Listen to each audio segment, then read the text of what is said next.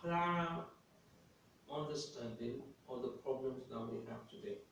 Because the big problem that is not yet so clear, and a lot of people that will think the problem does not exist. And that's always something that we all deal with. Because if the problem is not visible, we think it doesn't exist and therefore push it aside. We are having a unique crisis right now. Unique. That means the world has never had this before. We're having a real breakdown in what literally is taking place in the Western Hemisphere. This is Western, and then this is the rest of the world. We're having a real breakdown in linking the needs of different economies with really their ability to be able to harness the skills that they have and roll around and completely make everyone understand why this statement is a statement of fact.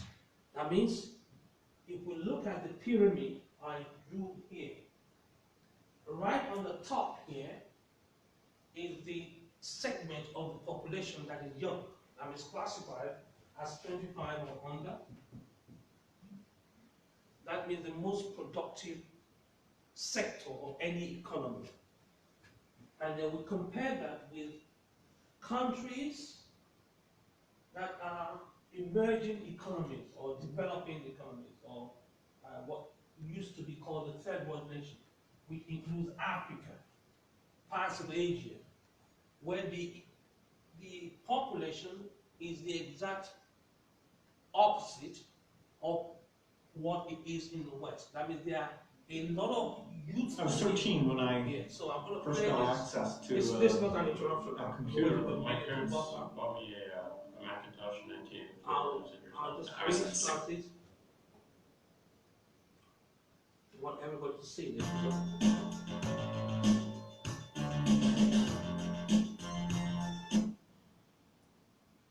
Yes, so I want everybody to see this because this will give you. I was 13 when I first got access to a computer. My parents bought me a Macintosh in 1984 when I was 8 years old. I was in 6th grade. I learned to code in college. Freshman year, first semester, intro to computer science. I wrote a program that played tic-tac-toe. I think it was pretty humble beginnings. I think the first program I wrote asked things like, what's your favorite color? Or how old are you? I first learned how to make a green circle and a red square appear on the screen. The first time I actually had somebody come up and say, hello world, and I made a computer do that. It was just astonishing. Learning how to program didn't start off as wanting to learn all of computer science or trying to master this discipline or anything like that. It just started off because I wanted to do this one simple thing. I wanted to make something that was fun for myself and my sisters. And I wrote this little... Let's decide again and I'll make sure I dim the light. No? That's clear. Dim the light. I was 13 when I first got access to a computer. My parents bought me a Macintosh in 1984 when I was 8 years old. I was in 6th grade. I learned to code in college. Freshman year, first semester, intro to computer science. I wrote a program that played tic-tac-toe. I think it was pretty humble beginnings. I think the first program I wrote asked things like, what's your favorite color? Or how old are you? I first learned how to make a green circle and a red square appear on the screen. The first time I actually had somebody come up and say, hello world, and I made a computer do that. It was just astonishing. Learning how to program didn't start off as wanting to learn all of computer science or trying to master this discipline or anything like that. It just started off because I wanted to do this one simple thing. I wanted to make something that was fun for myself and my sisters. And I wrote this little program and then basically just added a little bit to it. And then when I needed to learn something new, I looked it up either in a book or on the internet and then added a little bit to it. It's really not unlike kind of playing an instrument or something, or playing a sport. It starts out being very intimidating, but you kind of get the hang of it over time. Coding is something that can be learned, and I know it can be intimidating. A lot of things are intimidating, but what isn't. A lot of the coding people do is actually fairly simple. It's more about the process of breaking down problems than sort of coming up with complicated algorithms as people traditionally think about it. You don't have to be a genius to know how to code. You need to be determined. Addition, subtraction, that's about it. You should probably know your multiplication tables. You don't have to be a genius to code. Do you have to be a genius to read? Even if you want to become a race car driver or play baseball, or build a house, all of these things have been turned upside down by software. What it is, computers are everywhere. You want to work in agriculture? Do you want to work in entertainment? Do you want to work in manufacturing? It's just all over.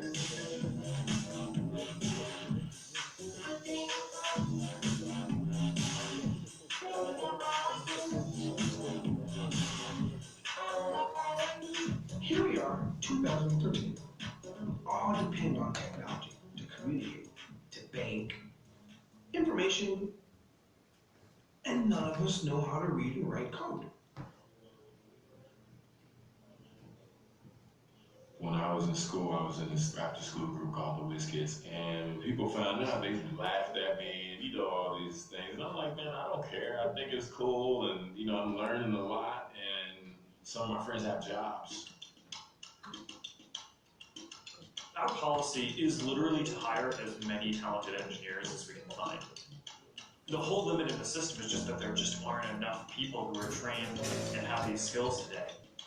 To get the very best people, we try to make the office as awesome as possible.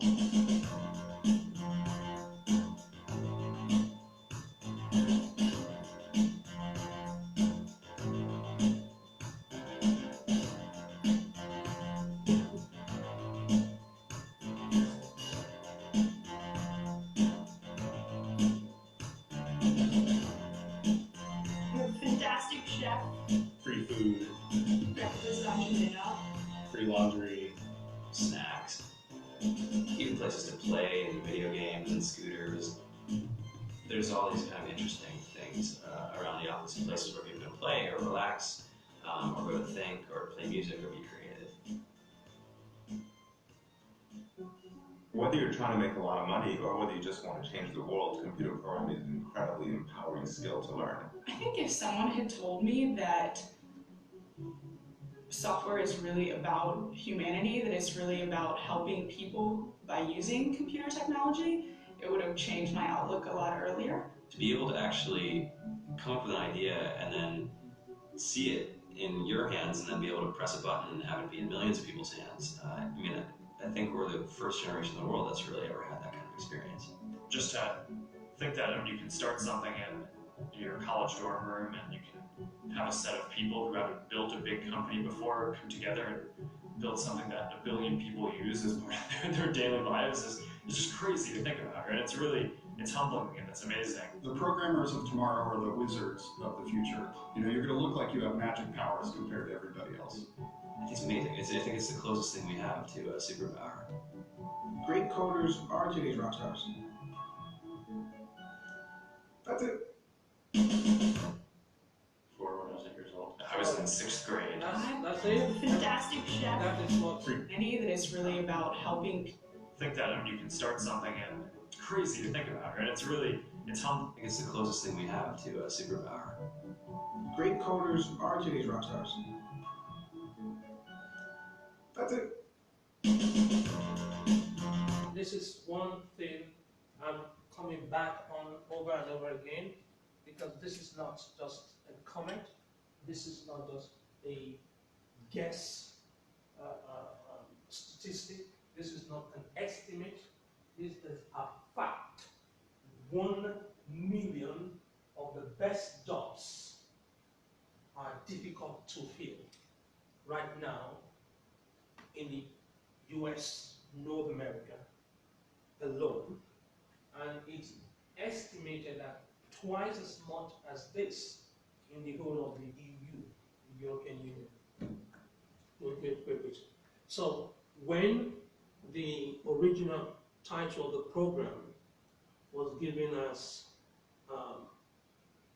Get Multiple UK Jobs, US Jobs it was not a headline to grab your attention. It was a problem statement. That is the problem that exists as it is today. We do not have enough graduates in the specific professional roles that is needed. Now, we don't have enough for today. And the projections are the problem is going to increase, not decrease, partly because of the diagrams I showed earlier, ones I drew earlier, where in the Western Hemisphere, the population of the youths, children, are decreasing. People are not having children in Europe right now. So you have, they say 2.4 is the average number of child per home, and how you can work. And that is actually crazy statistic, but it illustrates the fact that the universities will not be able to produce enough doctors, period. There are no ifs and buts.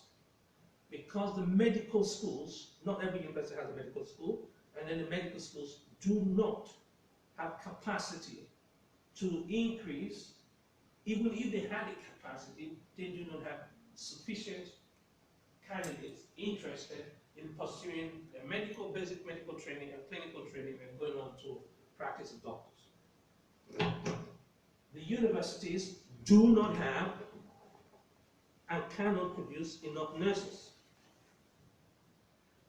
Not now, not even in the next 10 years, because the projections are no independent nursing schools that produces nurses. Most of them are linked to healthcare delivery centers like hospitals, general hospitals, teaching hospitals. Therefore, you cannot, out of thin air, pluck out nurses. There will always be the need for nurses. You cannot produce technologies, not just programming. The video that I played for you to see was specific about coding, but cast coding aside, look at the use of technology, and you look at the use of applications. I did a blog post a while back saying that 75% of the jobs that will be available in 2030, or that you'll be applying to do in 2030, are not in our mentality now. That means they're going to be created. You are not going to be able to do the jobs that you don't know about. So you have to have capacity to do it. So the need is frightening. No prime minister, no president of Europe that I've interacted with at any level, at any time, has ever been able to come up with a formula that can solve this problem. On-field vacancies will be a problem. That's the reason why we are working with you to guarantee that you get multiple job offers in the UK, because the UK has become extremely critical based on the post I put up yesterday and the discussions we had with the EU Commission President, Dr. Ursula, and the interaction between the EU President and British Prime Minister. This is still available right now in your news sites. Go to your favorite news site and just put it into your search engine, and you'll see essentially what will come up. Just put in these keywords. I have tweeted some of them from my yesterday interaction with Excellency, the EU President. I also put some of them on my LinkedIn post, for those of you that follow me on LinkedIn. If you don't follow me on LinkedIn, I wonder why. Or for those of you who follow me on Twitter, I put that up there on Instagram. I put it across the platform for you to understand that what we're discussing is not theory, is real life problems for the leaders of the West. So I'll reduce the elimination so that I'll reduce the chance that you can say this. You will get many jobs, not one, not two, not three, not four, not five, at the end of going through this workshop and doing exactly what I asked you to do. You will get multiple offers because there's a simple formula. Don't complicate things. It works, and we've used this several times. I have had this, for those who were my undergraduate or postgraduate students, 2013, 2014, we tried this, and we've got results, we've gotten results. Each one of you, at the end of your second year of university, have multiple jobs, let alone when you graduated. So while you're still a student, you get multiple jobs. And this is the secret, it's very clear. If you're free, there's an intensive session that comes up in Oxford on the 8th of February. We'll be having live streaming to a location in London that once you're going to book, we'll let you know. And there's going to be a repeat of it 2-day period in September. You have to understand that it's a guarantee. It's not something you do in hope or anticipation. You're not anticipating this, this will happen. It's not up to you, it's now clear. It's the ultimate formula that guarantees job today, not tomorrow. Multiple jobs from the US, from the UK, anywhere in Europe that you have interest in, you'll be able to very easily climb on that. Why am I saying that? Because there's a job bonanza. If I, based on what I showed you earlier, that there are vacancies existing, they exist right now because of what I shared earlier. See this? Very few young people coming into the job market. Then you have a lot of old people at the bottom, or retirees, and that's not being replaced. So when people retire, the vacancies come up, people retire, vacancies. So on what is called the demographic deficit alone, the United Kingdom, Germany, France, entire Western Europe will not be able to fill their vacancies as it is. But to complicate issues, the economy is growing. So it's not just filling the existing vacancies, the new vacancies are being created because the economy is growing. The economy is growing because of essentially what's happening in all aspects of the sector. So you will need that. Then if you look at Africa and the emerging economies, they have a huge, fascinating youth population that is literally blossoming. So this deficit can always be corrected by this surplus. So there's a surplus in Africa, a surplus in developing economies, and there is a deficit in the West. So that's the reason why when we give that as a guarantee, we're not magicians, we just looked at the data. Like someone said we're dietitians. So we just looked at the data and we've known so far that one country in Africa gets $25 billion remitted back home from their diasporans, from the youths that left that country. They're working in the West and they're remitting $25 billion home in a 12-month period. And everyone's excited about that, but I'm telling you that the potential is 4 times this. They can get up to $100 billion from in 1 year. That's the potential, because there's still unfilled vacancies in specific areas of needs. And the research we've done for you, that you don't need to worry about, why we guarantee you that, is that we're already going to be severe areas of need in terms of skills. We know severe areas of need in terms of knowledge. We know severe areas of need in terms of cities and locations, whether you need more doctors in Glasgow than in London, or you need more in London than in Frankfurt, or you need more in Texas than in New York. So we work all of that out for you, so that will be available to you. And you do very little effort. This is something, this is fresh up. I'm putting this up because when you have completed what you're asked to do, this is the type of letters you get. So you don't need to send your CV to get jobs. I will tell you exactly what you need to do. You will not send one CV. You will not fill one application form. No, you won't.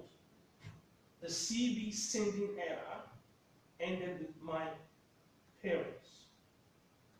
In my generation, we have enough tools, technologies, and techniques that will attract real pull. You know what pull is?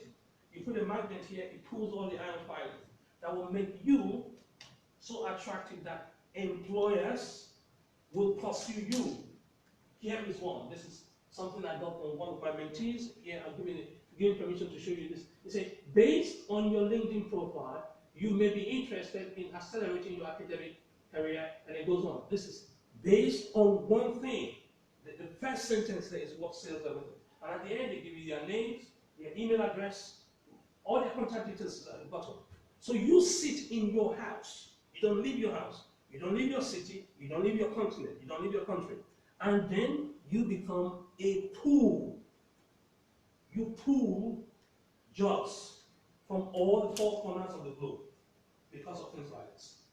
I pull you back and I say, go on the internet and just Google social media, my name, marketing. You see this book comes up. This was a book I co-wrote that was used for teaching undergraduate students all over the United Kingdom and most of the English-speaking world. I co-wrote that chapter 13, and I was looking at social media then. And that book was on the back of some of the master's students I supervised, looking at essentially at technology, entrepreneurship, employment, and education. We're looking at 3 E's. And what struck us why the academic publishers contacted me and begged me to write the chapter specifically looking at what some of you would now call social media, what I would call the new tool, was because of the output of our research. Social media, if you type social media and type my last name, probably there's some more on Google Scholar. On normal Google, you get off distraction. That the single largest environment for discussion of entrepreneurs and employees happens to be LinkedIn. So the reason why I say don't write a CV, you do not need your CV to get a job. You give your CV, you will squeeze it, put it straight in the bin. We do not want you to fill an application form because that's old. Remember? You watched the video I played earlier. That's old. That's so old-fashioned. That's so inefficient because you have to pick up your CV, print it out, put it in an envelope, go to the post office, buy a stamp, lick the stamp, put it at the back of the envelope, and put it in a post box, and then come back up and hope that something happens. And then you go look for another job when there's a vacancy. You look at the address, copy the address, put it at the back of an envelope, print another one out, add your certificate. Some will say send 52 copies, others will say send 5 copies of your CV, others will say send 12 copies. That's crazy world. That world has ended. Even an idiot will not do that now. Why would you want to print 12 copies of your CV to a job? That's a job for our grandfather. That belongs to our grandparents' generation. It doesn't belong to this generation. Why? What would you do instead? We will take you through fundamental things. There is a special Facebook group, by the way, and I think a WhatsApp group, where we've already discussed some of the principles that I'm sharing now. But even if you're not a member of the group, you can still join and get hold of this job bonanza. Jobs, jobs, jobs. And for the UK, it's been tightened by recent political decisions that were taken without considering the underlying economic earthquake that will happen with jobs. Yeah, I'm saying that seriously, not exaggerating. There are some political decisions that will be taken, And if you follow me, you will have seen my commentary at Parliament and the laws that are going to change that will enable you to be able to pick up jobs like you've never had before, like your grandparents never dreamt of. Never ever dreamt of, because of this keyword, LinkedIn. LinkedIn is the world's largest, is the single biggest reservoir of talent and skills and enterprise that you can imagine. And I need you to if you can capture this slide. I'll show you a quick sample of what a LinkedIn, and if you're not used to it, what essentially it looks like. I shared this earlier in the week, and I indicated to you why you have to have a LinkedIn page. I shared that if you have your LinkedIn page and you have it optimized, it's one thing for you to have a LinkedIn page and pack it up. It's another thing for you to have a LinkedIn page optimized.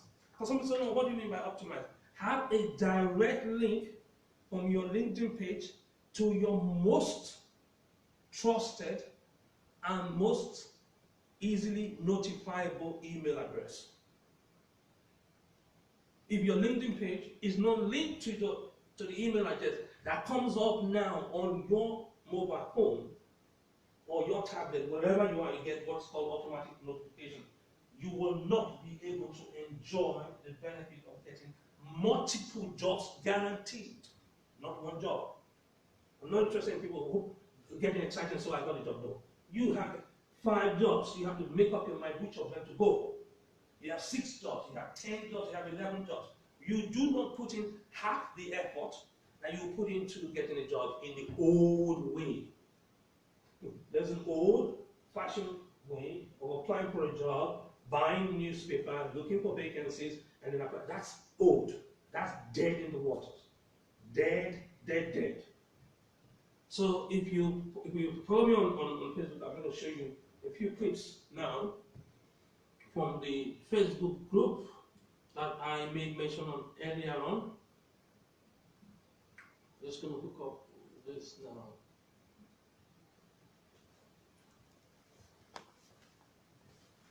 I'll pull this up.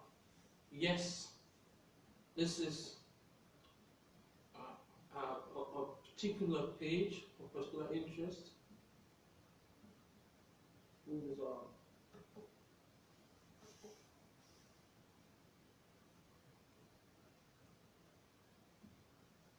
Good.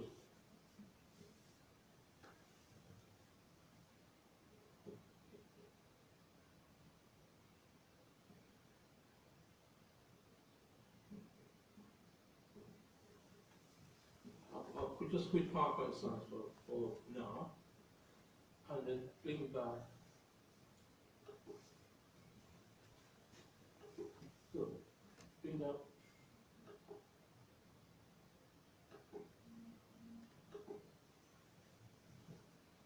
Live LinkedIn. And here we go.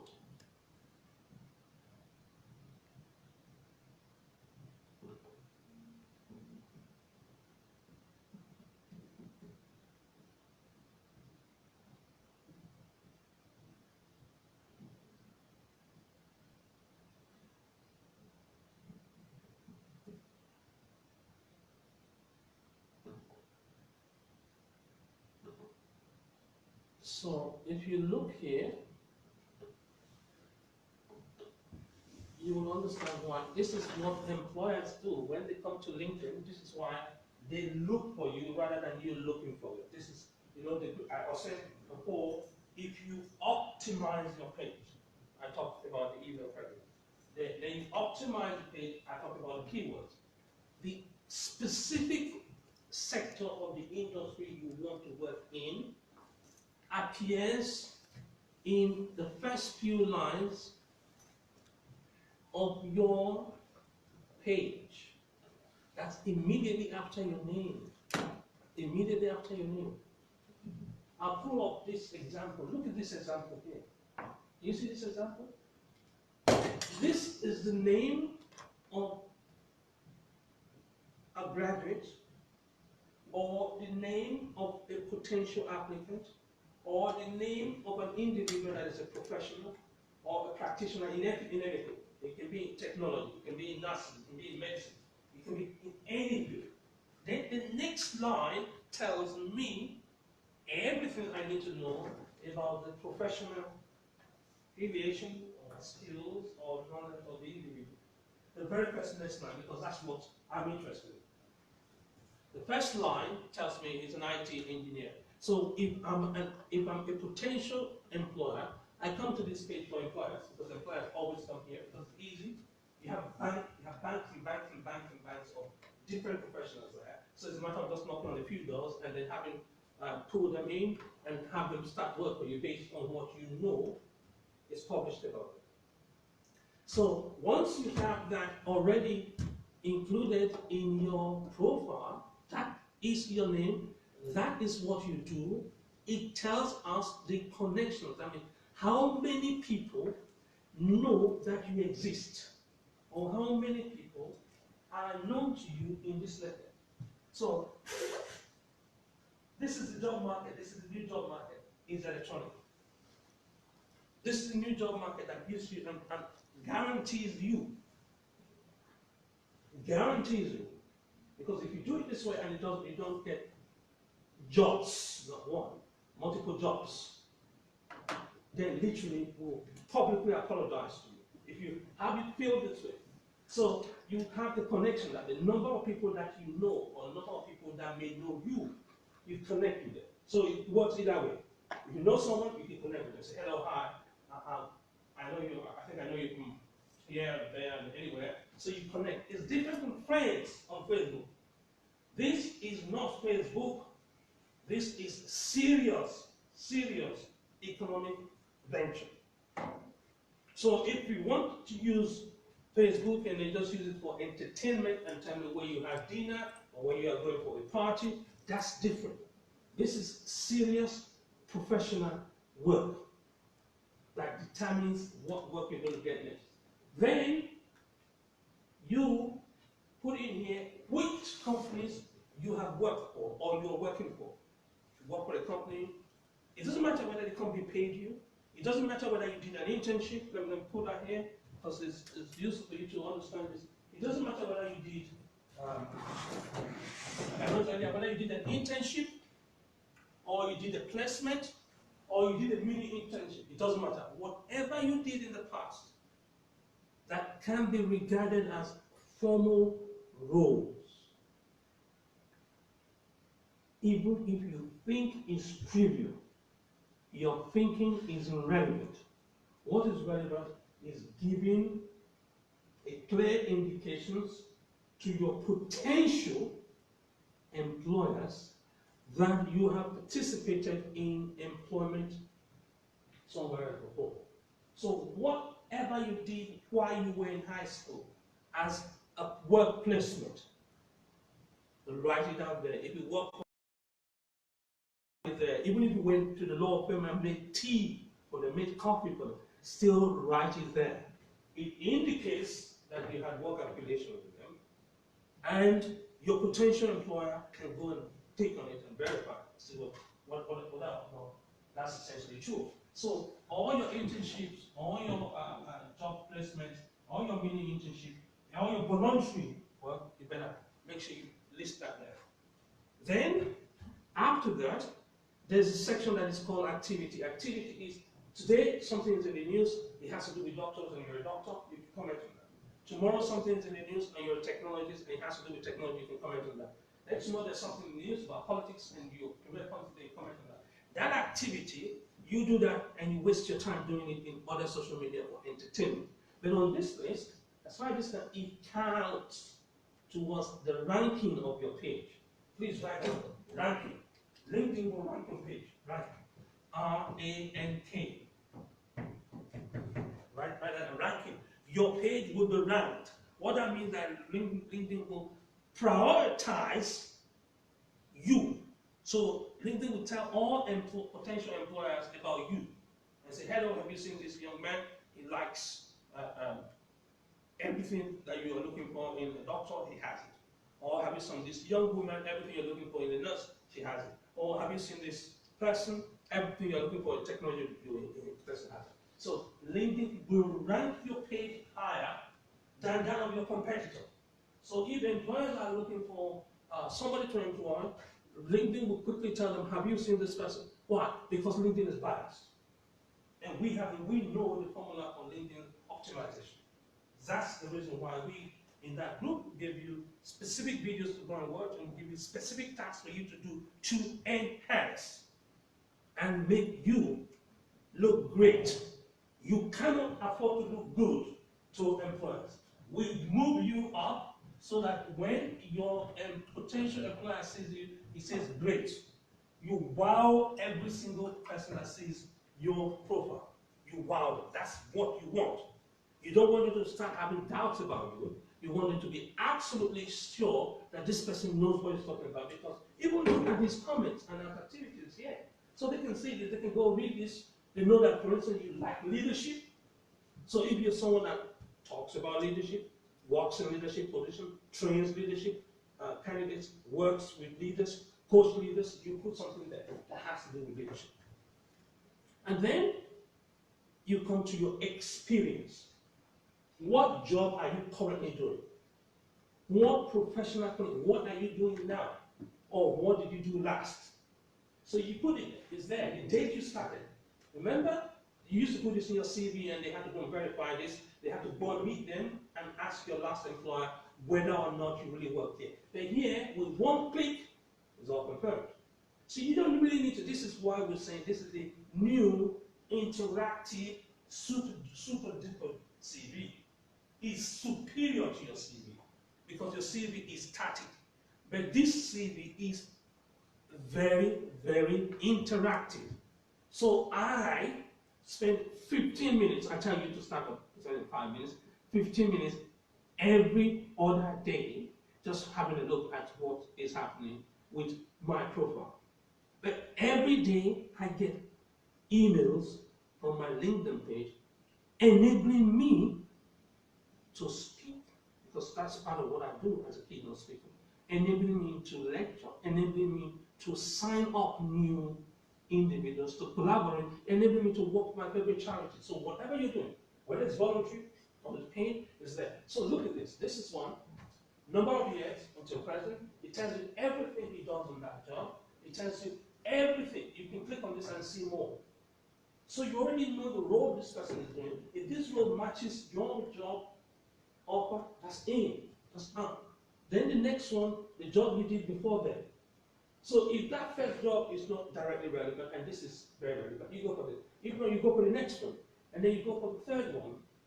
So the countries where he worked, the location where he worked is there. Hospital where he worked, see, every single thing is here. So you can now know that his entire knowledge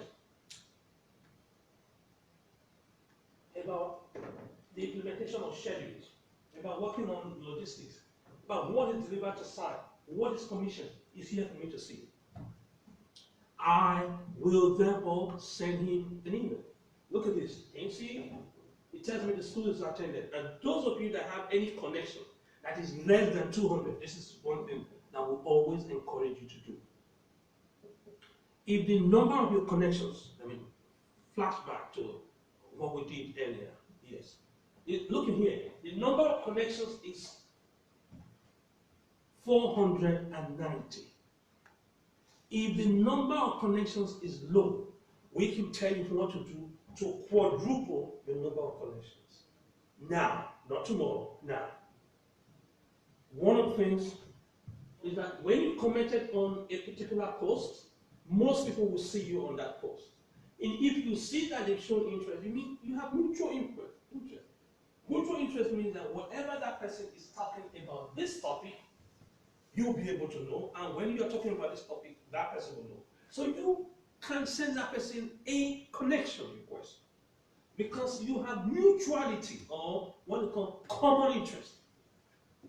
This is the second one. This is the third one. So any person that comments on this, if you put up a post, you can also send them a request. Remember, if they put up a post, you can look at their post, interact with their post, comment on their post, express your professional views about their post, and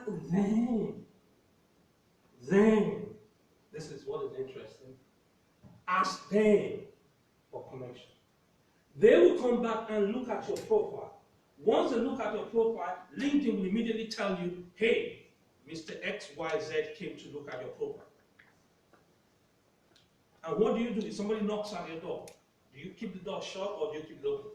I'm going to explain to you what that means.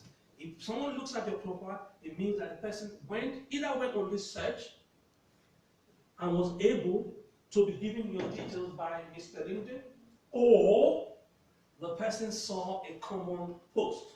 And so what you do is go back to their site immediately and interact more. That means read what they put in there and see whether there are things that would be interest to you. And if there are things, write comments on it. And I guarantee you, 9 out of 10 will come back and join your connection. So that's one quick way to boost your connection. Interacting with posts. Secondly, interacting with people that you work with. Anyone that works in these networks, this AVIAC network, will know who you are. Someone said, what if the person doesn't know? Of course the person knows who you are. Any person that is working here, if you click on this, it's hyperlinked. Click on this, it takes you straight to everybody that's working there. And then you can again send them requests, connection, not friends. Don't confuse this with friends. This is not a social, superficial relationship. This is a serious professional network. This is different. Big difference. So the person will also come and have a look at your profile. Each time you send a request, so who is this person that wants to interact with you? Then you come back to where you worked before. Every single company you work for, you can do this all day for. You can send back to them, check what they're doing, send back to them, send back to this, send back to this, send back to this, send back to this, and send back to everywhere you work. Then, wherever you attended school, anywhere you work, it doesn't matter whether it was as a student, or as an intern, or as what some people would just call placement. Doesn't matter what term you use in describing it, send back connect the connection request to them, and they will, studies demonstrated that, want to come and see what you're doing. And if they see what you're doing and they're interested in it, most likely come and accept your request. And then you come to, after experience, is a whole section called education. What primary school, elementary school did you attend? So why would you want to put that there? Yeah, it's good. The useful thing that it boosts your connectivity. And you are allowed to decline when you get onto 500 or more, you can decline connectivity. So you can look at the lecturers that taught you at uni. So you can look at your classmates, you can look at your seniors, you can see all of them and send a connection request. Here, you can look at your classmates here, or you can look at your seniors, or you can look at your juniors and see where they are connected. So before you know it, your connection will be hitting close to 3,000, 4,000. And when you hit the thousands, including when you're volunteering, it doesn't matter whether it's a paid job, I keep saying this, if you work for the community, if you work in orphanages, if you work with widows, if you work with Oxfam, if you work with Save the Children, no matter what group you've done that has never ever earned you money, you can go, not only state the time you did it, and then be able to connect with people that are there now. What about courses that you've done since you did your degree? You list that there. What seminars, like this seminar you attended, yes, that's right. Seminar, workshop, what learning activity have you done? What you call continuous professional development work you've done. Whatever workshop you've done, you have to outline it. If you don't outline it, people will not believe that it happened. So if it happened, it will show. If it didn't happen, it will not show. That's the reason why it's extremely useful. And by the way, you are allowed to share this, so you can share this to your Friends, you can share this. For those of you that are online, you can share that with your cousins. And even those of you that are here, you can share it physically. You can share it to my account and tag me as well. On Facebook, you can share it to my account and tag me on any social media platform. Because so many people are ignorantly unemployed. Most people are gainful. I mean, they can contribute to the economy, they can contribute and even support themselves, support their loved ones, and help their dear ones, but they don't know anything about these new tools. And sadly, these new tools are not being taught as part of mainstream diploma courses, mainstream certificate courses, or mainstream degree courses. They don't teach it. We'll come to that later, partly for political reasons, and partly because education is stuck in the past when it comes to the use of technology, sadly. So every single course you've attended, you include that. Whatever projects you've done, you put that there. You can't not put things up. Then there are groups. There are different interest groups that are available on the internet. Different interest groups are available. If you're a broadcaster, you can join the BBC interest group. Doesn't matter. If you are somebody in technology, you can join the Microsoft interest group. If you're Oracle interest group. So there are multiple companies and groups that exist, and there are collaborations of groups that exist. There's the alumni of Harvard, there's alumni of Yale, there are alumni groups. So as many groups as possible that you may have interest in, or even if you don't have interest in it, is directly linked to your industry. If it's directly linked to your industry, it will be foolhardy for you to say, no, I don't want to join the group. Because it's your industry. It's what tells you what is happening right now. So if it tells you what's happening now, why would you not want to be part of it? Why would you not want to share your knowledge? Because by sharing your knowledge, that's where you get invited to come and speak, teach, coach, and train. If you don't share your knowledge, nobody will know. If you like copywriting things, good. Copyright your information. You soon get to know that there are many more people that had the idea of Facebook before Mark Zuckerberg. So saying that you have your whiskey and you have great deep revelations into things that are happening and therefore will not want to share it with others, please hide it, keep hiding, because it shows your folly. It shows the fact that you're still living in pre-modern, primitive stage. Because the life we are now living, the dispensation that we now are in, demands that knowledge is shared for the benefit of the sharer and the recipient. So it's not just the person that shares it that gets it. Then, in the past, people used to put in referees. You know, when you wrote your CV, you write one reference, two reference. You don't need that. That's why I keep saying you really absolutely do not need a referee to get jobs. Don't need referees.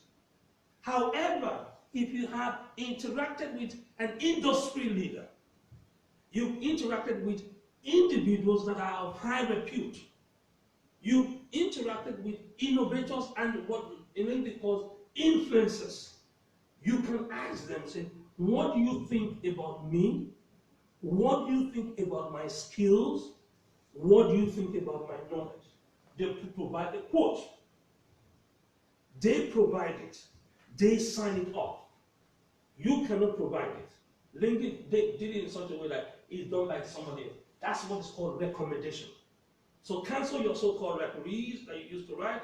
You now write recommendation there. Say, here is somebody that I have worked with, or this is somebody that was my line manager 5 years ago, or when I was a student, this was my project supervisor, or whatever capacity someone has worked with you at, you can then ask them to please comment on it. This is different from endorsement. Recommendation is different from endorsement. I don't have more time to talk about endorsement because your endorsement is little skills that you have that you can aggregate. Little skills, like here, you might say that you are a speed reader. I hope everybody puts that in their LinkedIn page, by the way. I hope you put in there you're a speed reader as well. It's one of the skills you have, hidden skills. That you can read faster than the average person 4 times, 5 times, 6 times, or 8 times. If you cannot put that, just send me, put a comment on what you're saying now, and those of you here will go to book into a speed reading course.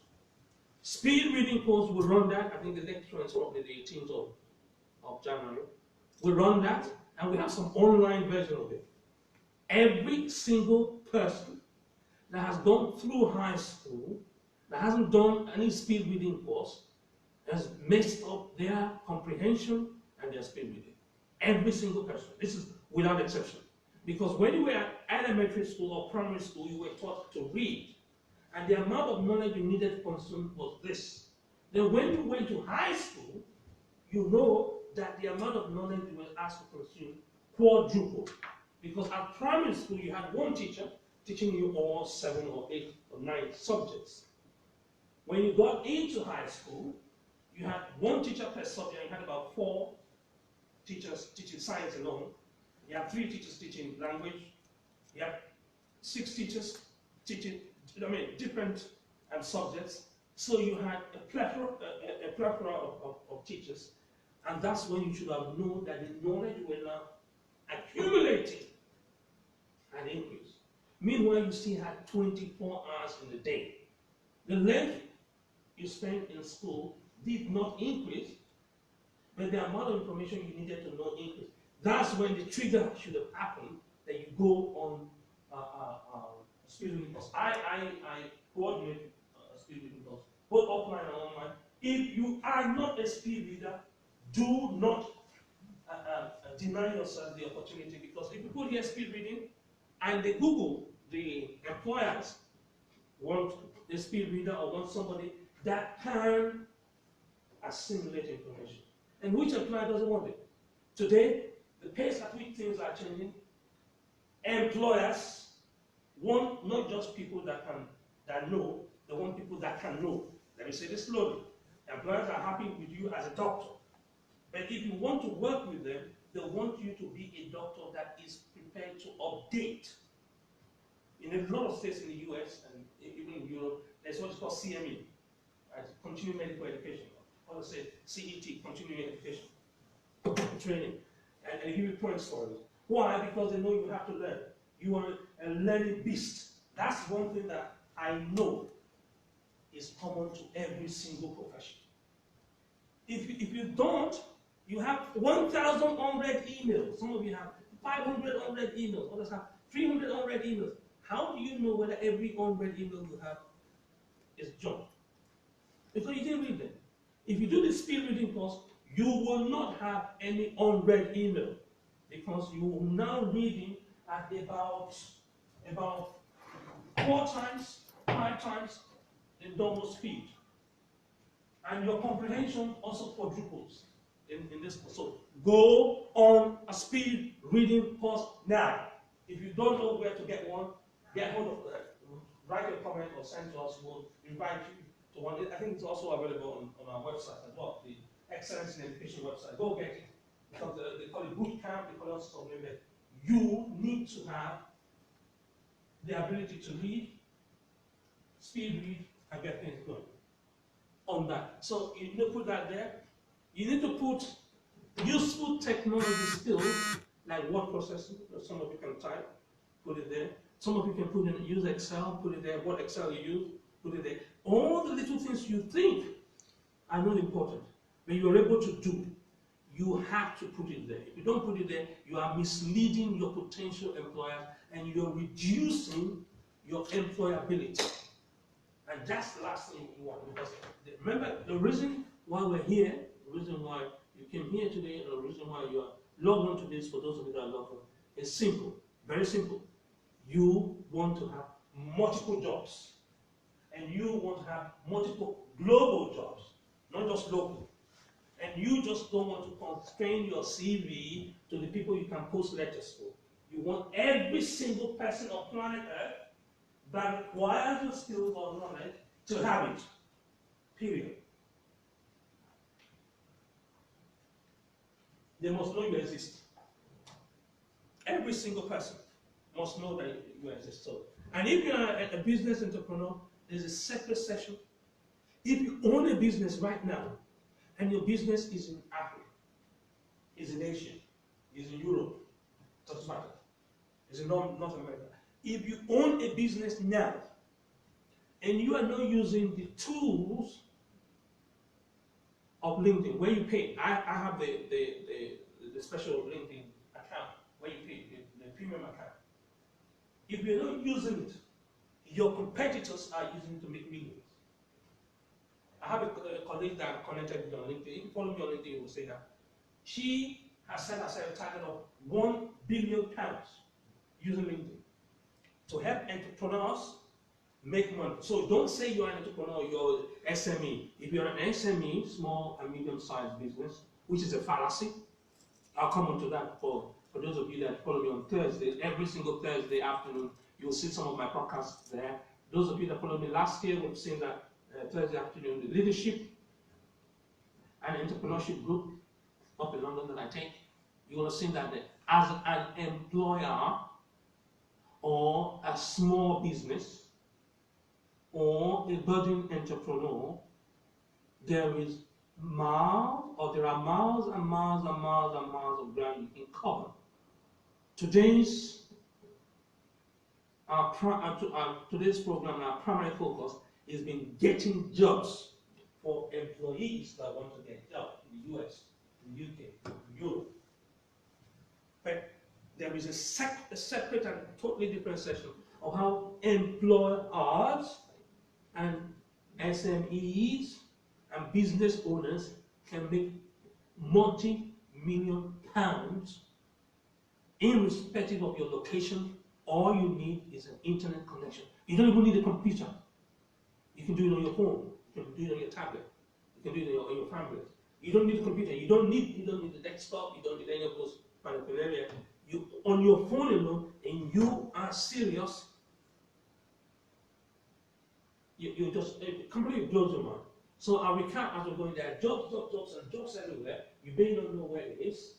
We're showing you one simple. This is still there. Say, invite somebody to come. Say, based. This is a letter that.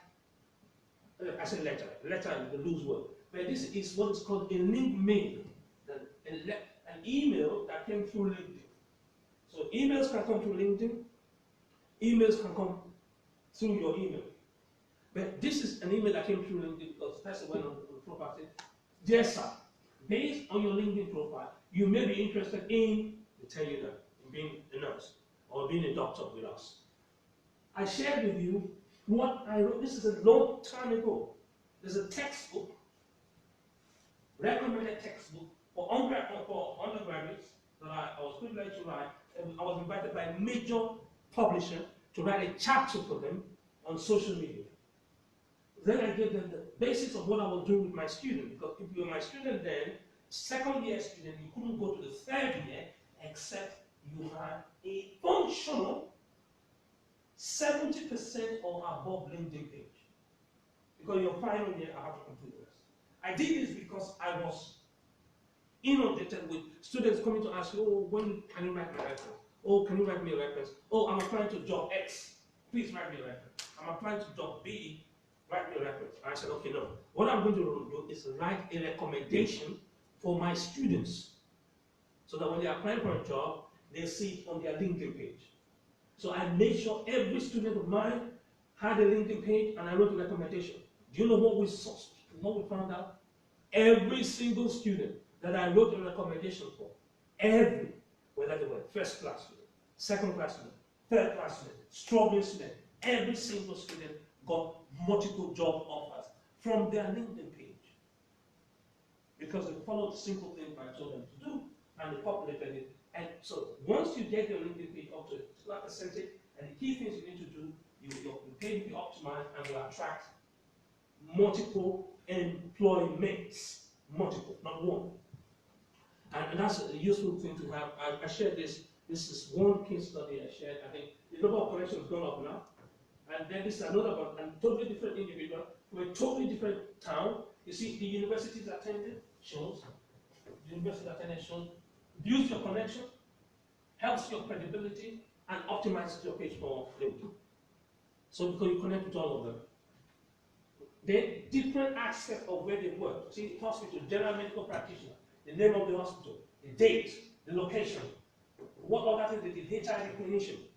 It shows there. So when people look at the job landscape, They are worried about what the job market is. No, I'm worried about what the political policy is. I'm worried about the legal because I contribute to the legal and the laws, and therefore you can anticipate what impact that is going to have on the market and demonstrate to you that the market needs your skills, or you may need to reskill. And like I just mentioned earlier, one of the things that you probably need to reskill on is speed up your reading, speed reading aspect, up to the extent that African countries, one single African country, last year, the number of their graduates from that African country that is working in the West remitted back home $25 billion, for Bravo, $billion in 1 year, in the space of 12 months. Why? Because of the application of this principle. In the West, we have an aging population, many old people living longer, and therefore they have to have an economy. And when they retire, they don't have enough children, they haven't produced enough youths to take up the job. So the vacancies are there, they are unfilled vacancies. And they will remain unfilled vacancies. It's not because they are unfillable, it's because they don't have enough youths that are attending universities to take up the jobs. They don't have enough youth because the birth rate, the rate at which they give birth to children, has declined over the past 20 years. And you cannot fix that overnight. So if the birth rate decreases, say the grandfather had 5 children, the great-grandfather had 11 children, and they have 2 children, it's impossible for you to just reverse that overnight. So that's going to be there for a long time. Then, aggravated by the fact that the economy is expanding. So if you had 5 technologies in 1977, in 1987, you will need 10. In 2007, you will need 15. Okay, so can you see, you will just have a complication. So if you have an expanding economy, and the last straw now that I mentioned about the meeting yesterday, was in a meeting yesterday where the EU president, the current EU president, came to share here in London and had to go and meet the Prime Minister about what politicians have called Brexit, others have called EU realignment, but what the job market says, deficiency of skills. That the movement of goods and services are going to be restricted by the new EU laws and British laws, and therefore the movement of professionals and practitioners are going to be hampered. What that means is that there's more complication to this market. Here, the job market is even tighter than before. So they need more professionals and practitioners. Like it or hate it, they need it. And if they need it, you have to be part of the problem or part of the solution. So that's essentially what I'm going to pull up today. I'm going to say, where do you go from here? Make sure we work a little bit on your thinking. We are prepared to give you mentorship, not just the information, supervise you and help you to get it. We are ready to work, give you role models in your various sector until you are able to hit up the myths that has attended most of what worries you. Some of you is that you think that if you cross from one region to the other, you may be asked to write some form of assessment or exam. If you've been on the EIE program, you know that passing exam is child's play. And just put this to confirm this, and some of you will have seen this in the major newspaper. This is a 7-year-old and a 9-year-old working on high school mathematics exam. They are working on both. They are with 5 music now. They're doing their technology. So if you are afraid of writing an exam, it's because of the way you've been shown how to write the exam. We will give you all the necessary support because it's mentorship until you know for sure that we are not just promising, but guarantee what's happening. I'll see when I can play for you. I'll see when I can play for you what I shared earlier. I think it's useful for me to round up with that because you need to do that and then take your necessary, do what you know is needful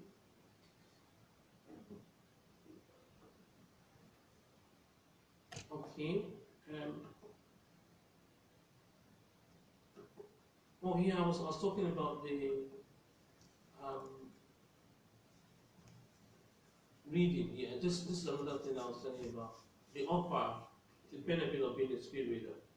I'll just move this. This is a BBC, an old BBC clip of Amari, my daughter, who's Chris Imafidon, who campaigns to get small girls engaged with science, is here to tell us what's caught her eye. We're going to have a chat to Anne-Marie in just a moment. We'll have a quick look at the front pages of this morning's papers, though. If you're just up and about, maybe you haven't taken delivery of them or been out to the paper shop yet to get them. Well, the Sunday Telegraph is saying this morning that Theresa May is facing a growing rebellion over her Brexit proposals.